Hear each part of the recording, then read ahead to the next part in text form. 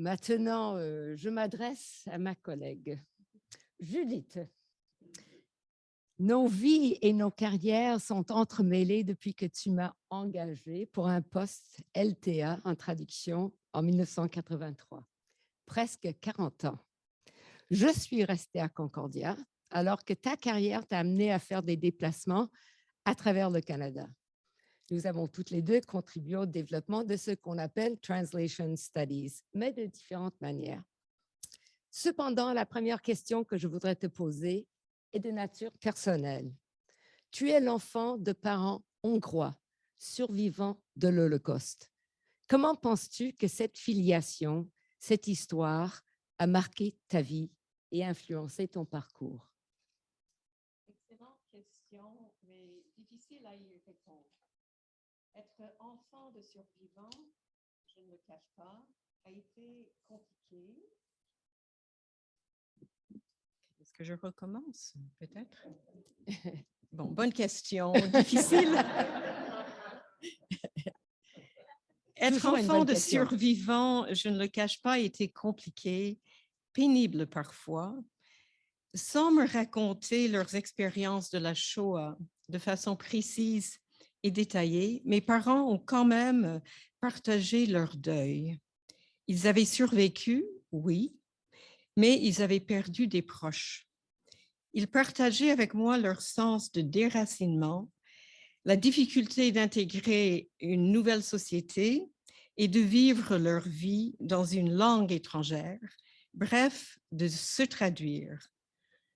Et comme eux, je me sentais en transit, jamais tout à fait chez moi. En même temps, ayant grandi dans une famille où les oncles et les tantes avaient épousé des non-hongrois, russes, polonais, canadiens, et où, par conséquent, on parlait plusieurs langues, en les mélangeant, bien sûr, le yiddish du vieux continent et l'anglais appris sur le tas dans un nouveau monde, le broken English.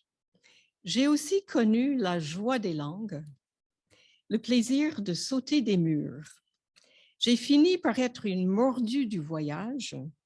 J'adore visiter des pays étrangers où je ne connais pas d'emblée la langue, mais où j'essaie de réduire l'espace entre les langues. Après avoir quitté la Hongrie tout de suite après la Deuxième Guerre, mes parents ont passé 3 ans à Paris, où je suis née. Nous sommes venus au Manitoba quand j'étais toute petite. Habitante de Winnipeg, comme Robbie, mais je l'ai sentie comme une ville morne, froide, et je me consolais en pensant à mes origines. Ma naissance dans la ville lumière m'a donné une affinité pour la langue française et la culture française. Et c'est ainsi que j'ai choisi de venir à Montréal faire des études où je me suis spécialisée en études françaises. Très tôt, j'ai trouvé ma vocation, ma passion, l'exercice de la traduction, l'enseignement de la traduction et finalement les études de traduction, ce que tu appelles Translation Studies, et puis ensuite on appelait ça la traductologie, mot qu'on trouvait à l'époque bien prétentieux, mais it stuck. Mais j'aimerais t'interroger, chérie, sur ton cheminement. Toi aussi, tu es d'origine juive. Est-ce que tes antécédents ont influencé tes choix professionnels? Je me souviens par exemple que ton premier article savant portait sur la traduction sacrée. Pourrais-tu nous parler de ton parcours et en particulier cette époque déjà très lointaine? Imagine-toi 40 ans pour toi, pour moi, ça fait 8 décennies. Oui, en tout. Ensemble, c'est beaucoup, oui. Ça fait beaucoup. Et c'est ça. Donc, pourrais-tu nous parler de cette époque lointaine où j'ai eu l'idée géniale de t'embaucher comme prof? Alors, contrairement à toi, Judith, mes parents faisaient partie d'une génération déjà intégrée à la vie canadienne. Ce sont leurs parents qui ont immigré au tournant du XXe siècle depuis la Russie et la Pologne. Mes parents ont fait des études universitaires. Ma mère, physiothérapeute, mon père, médecin. Nés à Toronto, ils sont venus à Montréal travailler à l'hôpital général juif où mon père est resté 65 ans. Nous vivions une vie confortable et bourgeoise. Et contrairement à toi, il n'y avait pas beaucoup de langues autour de moi. L'anglais était l'unique langue de la maison. Mon père avait le yiddish comme langue maternelle, mais il le parlait seulement avec sa famille à Toronto.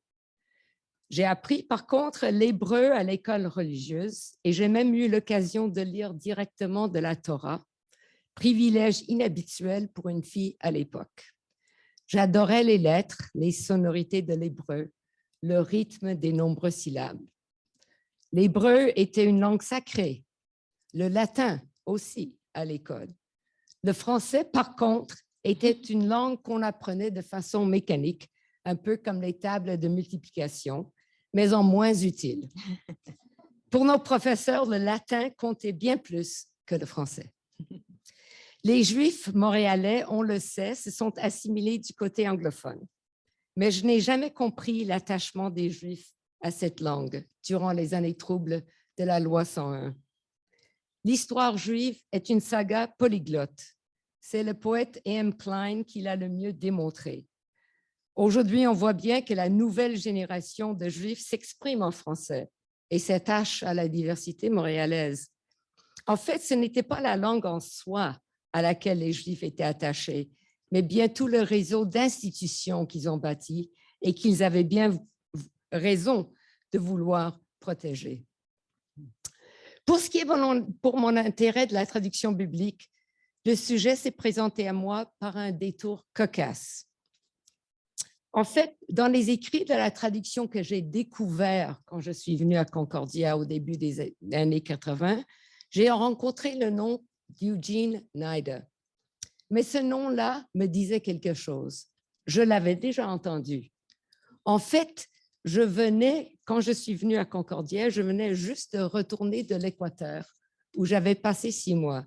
Et journaliste engagé sur les barricades, j'avais écrit un article dénonçant les missionnaires traducteurs, dont un certain Eugene Nida.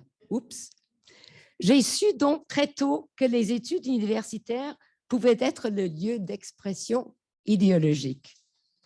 D'une part, il y avait Eugene Nida, américain, protestant, missionnaire, pragmatiste. De l'autre, il y avait par contre un Henri Méchanic, français, juif, poète, post-structuraliste. Tous deux traducteurs de la Bible, tous deux théoriciens de la traduction. J'ai beaucoup appris en étudiant ce duo et en passant des journées dans la bibliothèque de théologie Burks de l'Université McGill, où j'ai pu m'entourer de centaines de Bibles et d'écouter leurs voix discordantes. Très tôt, Judith, tu as vu que la traduction n'était pas enseignée de façon adéquate. Comment en as-tu arrivé à ce constat et qu'est-ce que tu as fait pour y remédier? Je peux bien t'imaginer, chérie, jeune fille, lisant les extraits de la Torah, de ta voix si musicale.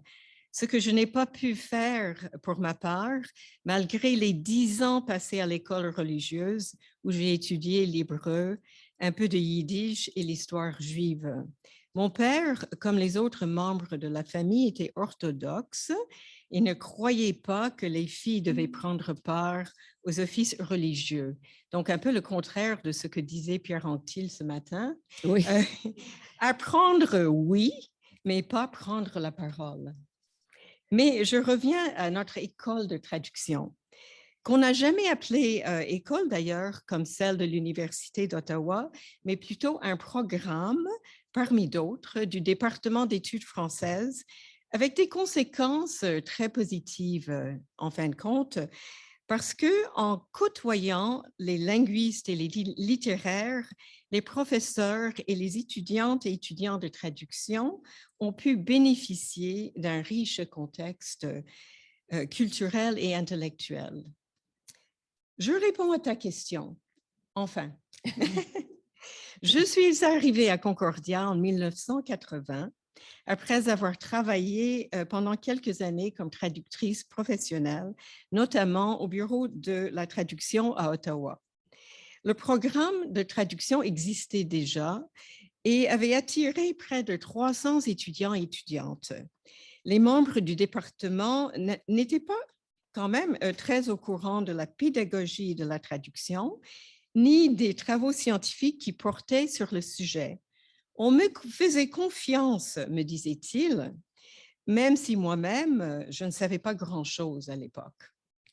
Mais en ma capacité de directrice du programme, jeune et intrépide, je dois dire, j'ai pris le taureau par les cornes et je me suis mise à l'œuvre.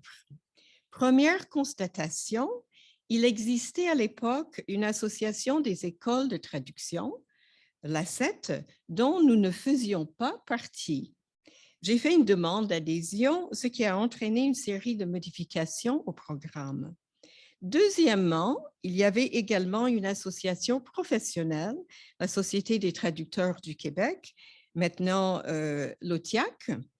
J'ai vite pris les démarches pour en devenir membre agréé et aussi, plus important, pour établir des liens entre les professionnels pour que l'enseignement universitaire corresponde mieux aux attentes des futurs employeurs de nos élèves. Troisième point important, les études de traduction étaient sur le point de s'épanouir. Les revues, les livres sur la traduction se multipliaient. Il fallait les commander pour la bibliothèque de Concordia, où les tableaux étaient encore plutôt vides.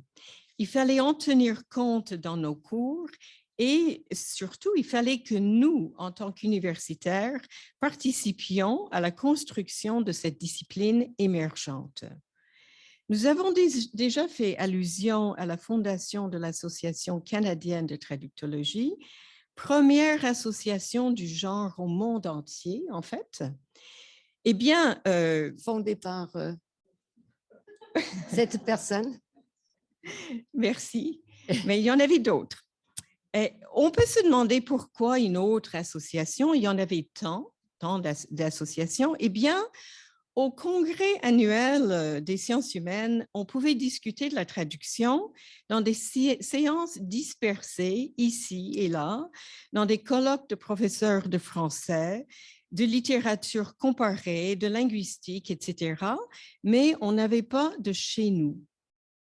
C'était pour ça, nous avons donc décidé en 1987 de fonder notre propre société savante, association distincte vouée à la recherche plutôt qu'aux questions d'ordre professionnel.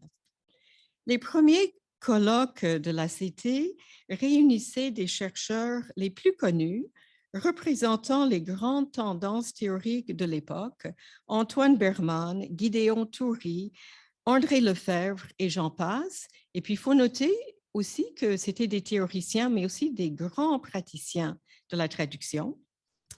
Alors, ces gens venaient de plusieurs pays.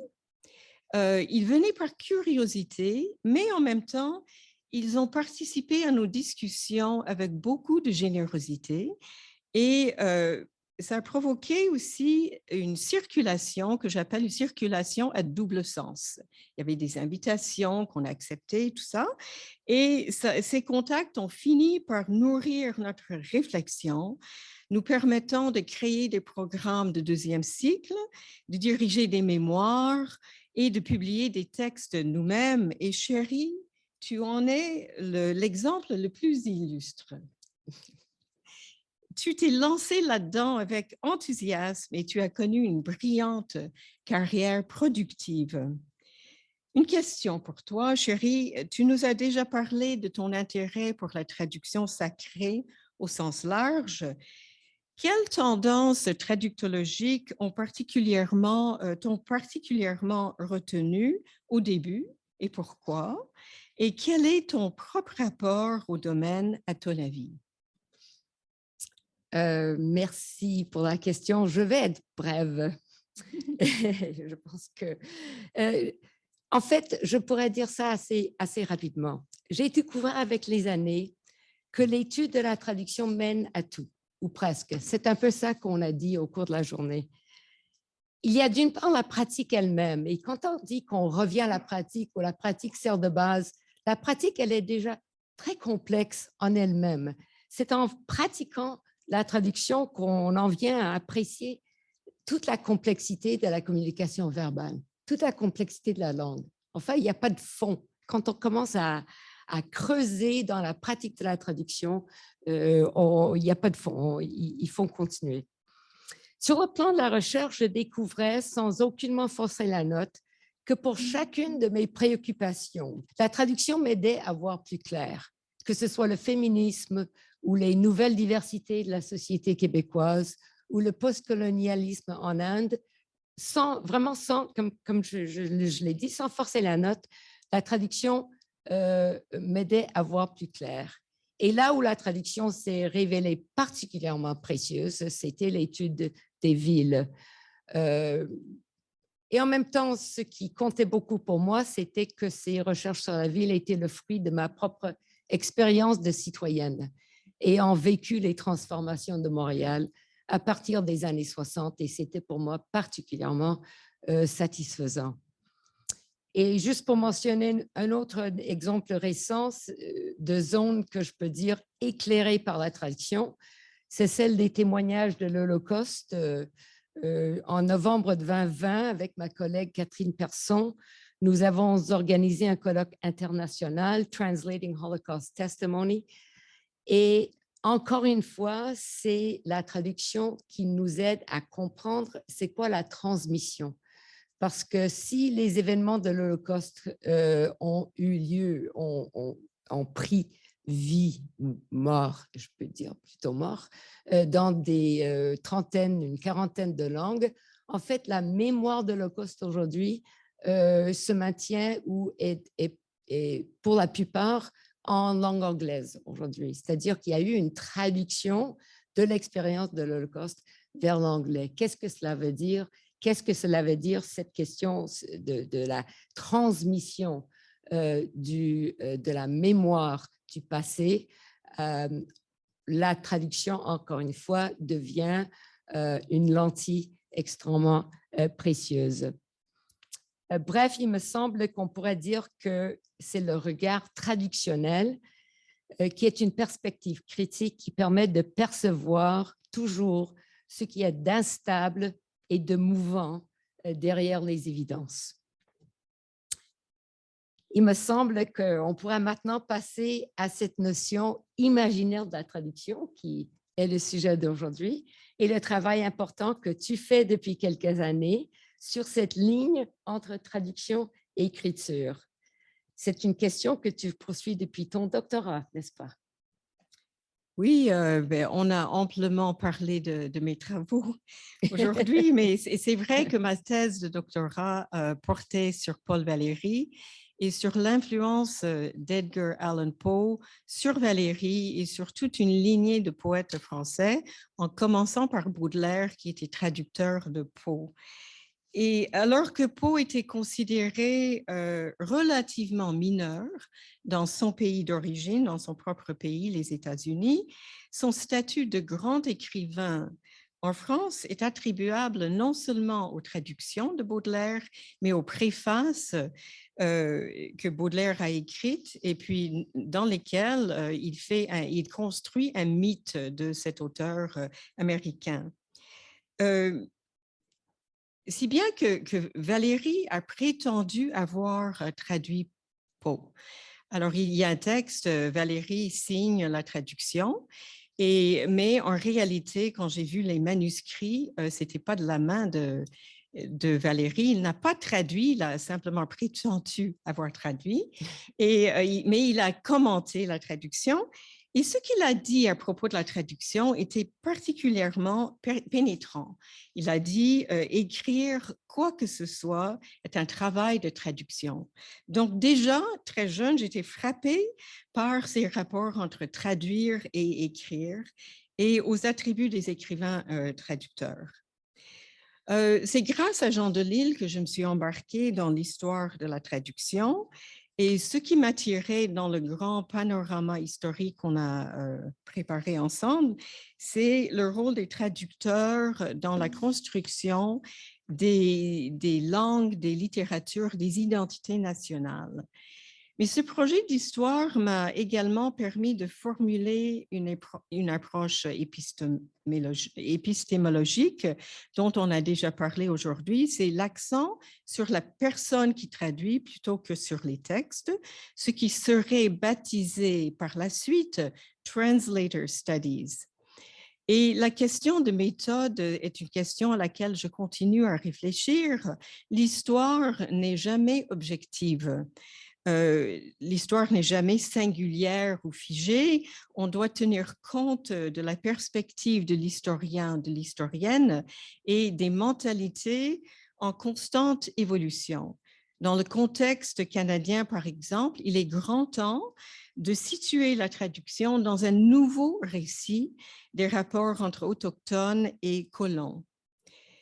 Le titre de notre journée d'études, les imaginaires de la traduction, me paraît particulièrement pertinent car je me suis toujours intéressée à cette question de métaphore, la façon métaphorique dont les écrivains imaginent la traduction.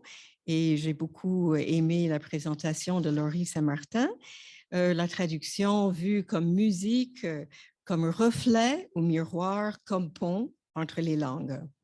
Et plus récemment, comme on l'a dit, je me suis intéressée à ce qu'on appelle la transfiction, c'est-à-dire le thème de la traduction, la figure de la traductrice ou du traducteur dans des romans ou dans des films. Comme tu l'as dit, chérie, la traduction peut mener à tout. Et elle m'a grandement servi quand j'occupais des postes administratifs dans différentes universités et dans l'Ontario du Nord, où je suis devenue franco-ontarienne aussi. Mais je suis très ravie d'être revenue au point de départ et à la traduction pratique. J'adore la traduction littéraire, ce qui me permet de marier ma passion pour la littérature et le plaisir que je prends à manier la langue. Et mettre la main à la pâte a bien sûr alimenté mon enseignement, ma réflexion, et c'est quelque chose que j'aimerais continuer. Donc, on me demande souvent comment je vais occuper mon temps libre. Quel temps libre?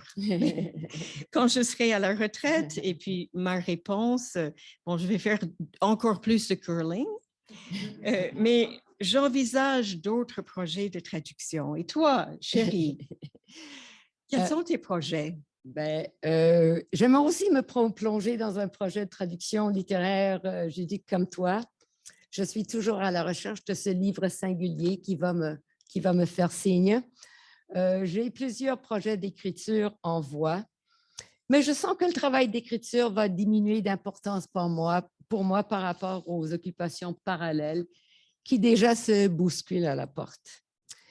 Les années COVID nous ont bien préparés pour la retraite. Le départ du département n'aura pas le même impact que si nous avions été encore actives sur place avec nos collègues, s'afférant aux 1000 choses qui créent la vie communautaire du département et de la discipline, cours, conférences, colloques, réunions, voyages. Nous voilà donc déjà bien engagés dans la prochaine étape du parcours, pleine de reconnaissance pour Concordia et pour le département et pour toutes celles qui ont parlé aujourd'hui et pour les institutions qui nous ont tant donné. Et j'aimerais enchaîner en remerciant sincèrement Sophie Marcotte d'avoir organisé cette magnifique journée avec l'appui de Figura. Nous remercions aussi tous les conférenciers, les conférencières, tous les gens qui ont assisté à cette magnifique journée d'études, belle journée. Et finalement, à Concordia, à tous nos collègues anciens et actuels qui ont eu confiance en nous, même quand on ne savait pas grand-chose. Et surtout aux centaines d'étudiantes et étudiants que nous avons encadrés et formés au cours des années et dont nous restons si fiers. À toutes et à tous, un gros merci.